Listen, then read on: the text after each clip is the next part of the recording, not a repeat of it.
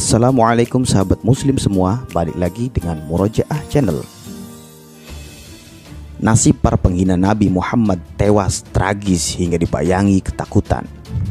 Lars Vilks, kartunis Swedia yang menggambar Nabi Muhammad SAW secara terhina, tewas dalam tabrakan mobil pada Minggu 3 Oktober 2021. Dia bukan satu-satunya orang yang menghina Rasulullah SAW. Berikut nasib para kartunis dan jurnalis yang pernah menghina Nabi Muhammad SAW. Tapi sebelum lanjut kepada videonya, kita mau ingetin lagi nih kepada para sahabat sekalian, jangan lupa klik subscribe dan like juga ya. Ayo kita sama-sama bangun channel ini supaya memberikan manfaat dan menambah pengetahuan kepada semua orang. Lars Vilks, kartunis Swedia ini menggambar sosok Nabi Muhammad SAW dengan penghinaan, yakni manusia bertubuh anjing. Dia memamerkan karikaturnya pada tahun 2007 dan memicu kemarahan umat Islam di dunia. Karikatur itu membuatnya hidup di bawah perlindungan polisi. Selama bertahun-tahun dia jadi target pembunuhan oleh sejumlah orang karena karikatur yang dibuat. Bahkan kelompok Al-Qaeda menawarkan hadiah sejumlah $100.000 bagi siapa saja yang bisa membawa kepalanya.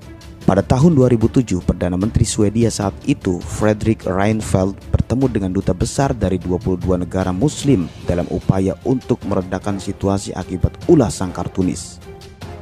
Pada Minggu 3 Oktober 2021, Vilks bepergian dengan mobil polisi yang disamarkan sebagai mobil sipil bersama 2 polisi yang mengawalnya di dalam mobilnya.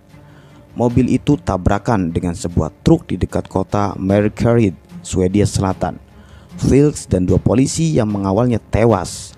Laporan lain menyebut mobil yang ditumpangi Vilks terbakar dan sang kartunis terbakar hidup-hidup sampai akhirnya tewas. Stefan Charbonnier, dia adalah jurnalis dan kartunis majalah satire Prancis Charlie Hebdo. Pada 2 November 2011, kantor majalah Charlie Hebdo dibom tepat sebelum edisi 3 Novembernya diterbitkan. Edisi tersebut berjudul Sharia Hebdo dan menyindir Nabi Muhammad SAW yang seolah-olah digambarkan sebagai editor tamu. Sharp dan 2 rekan kerjanya di Charlie Hebdo kemudian menerima perlindungan polisi. Dalam sebuah wawancara tahun 2012, Sharp menyatakan, "Saya tidak takut pembalasan. Saya tidak punya anak, tidak ada istri, tidak ada mobil, tidak ada utang.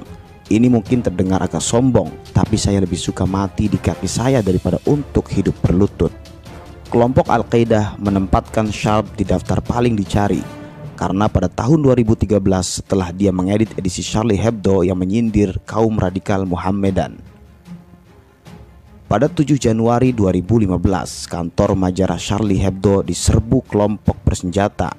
Sharp dibantai dengan beberapa tembakan. 7 rekannya dan 2 petugas polisi juga tewas dalam pembantaian tersebut. Kurt Westergaard, kartunis Denmark ini pada tahun 2005 menggambar karikatur tentang sosok Nabi Muhammad mengenakan bom di sorbannya. Karikatur itu sebagai bagian dari karikatur Jyllands-Posten Muhammad yang memicu beberapa pembunuhan yang dilakukan oleh kelompok militan Islamis di seluruh dunia, konflik diplomatik dan konflik negara. Ulahnya juga memicu kerusuhan dan serangan terhadap beberapa kedutaan besar barat di negara-negara muslim dengan beberapa orang tewas. Setelah menggambar karikatur yang menghina itu, Westergaard menerima banyak ancaman pembunuhan dan menjadi target upaya pembunuhan. Akibatnya dia menghabiskan hidup di bawah perlindungan polisi. Akhirnya Westergaard meninggal dalam tidurnya di Copenhagen pada 14 Juli 2021. Dia meninggal sehari setelah ulang tahunnya yang ke-86 setelah lama menderita penyakit. Carsten Jas, dia adalah jurnalis Denmark dan mantan pemimpin redaksi Jyllands-Posten, sebuah surat kabar bersirkulasi besar di Denmark. Jas memulai karirnya pada tahun 1979 sebagai jurnalis training di surat kabar Jyllands-Posten. Dia menjadi pemimpin redaksi media itu dari Januari 2003 hingga akhir April 2008. Jas terlibat dalam kontroversi setelah penerbitan beberapa karikatur pada September 2005 oleh surat kabar yang menggambarkan Nabi Muhammad SAW. Dalam satu komentar, Jas menyatakan, kami tidak akan meminta maaf karena tinggal di Denmark di bawah hukum Denmark dan kami memiliki kebebasan berbicara di negara ini. Jika kami meminta maaf, kami akan mengkhianati generasi yang telah memperjuangkan hak ini dan Muslim moderat yang berpikir demokratis. Jas mengklaim kebohongan internasional atas karikatur tersebut merupakan kemenangan bagi penentang kebebasan berekspresi. Mereka yang menang adalah kediktatoran di Timur Tengah di Arab Saudi, di mana mereka memotong tangan para penjahat dan tidak memberikan hak kepada perempuan, kata Jas kepada The Associated Press saat medianya jadi sorotan. Jas hidup di bawah ancaman pembunuhan bersama staf Jyllands-Posten. Dalam komentar lain, Jas mengakui bahwa 12 karikatur, salah satunya menggambarkan Nabi Muhammad mengenakan sorban berbentuk bom, telah menyebabkan kesalahpahaman yang serius.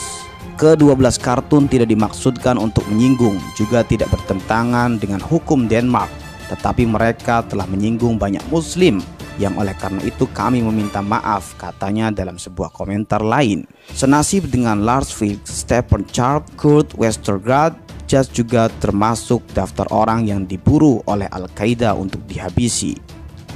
Dia masih hidup, namun hidupnya terus di bawah ancaman pembunuhan. Flemming Ross, dia adalah jurnalis Denmark, penulis dan senior fellow di Cato Institute. Dia sebelumnya menjabat sebagai editor urusan luar negeri di surat kabar Denmark Jyllands-Posten. Sebagai editor budaya dari surat kabar yang sama, dia bertanggung jawab atas penerbitan karikatur pada September 2005 yang memprakarsai kontroversi karikatur Jyllands-Posten Muhammad. Awal tahun berikutnya dan sejak itu ia telah menjadi advokat internasional untuk kebebasan berbicara. Pada bulan November 2015, Ross mengumumkan bahwa dia akan meninggalkan surat kabar Jyllands-Posten. Pada tahun 2015, Flemming Ross ditambahkan ke daftar target pembunuhan oleh Al-Qaeda. Oleh Al-Qaeda, dia disamakan seperti kartunis-kartunis lainnya seperti Stefan Charp, Lars Vilks, dan dua staf Jyllands-Posten, Kurt Westergaard dan Carsten Jas. Ross masih hidup, namun dia menjalani di bawah ancaman pembunuhan kelompok militan yang menolak posisinya atas penerbitan kartun tentang Nabi Muhammad.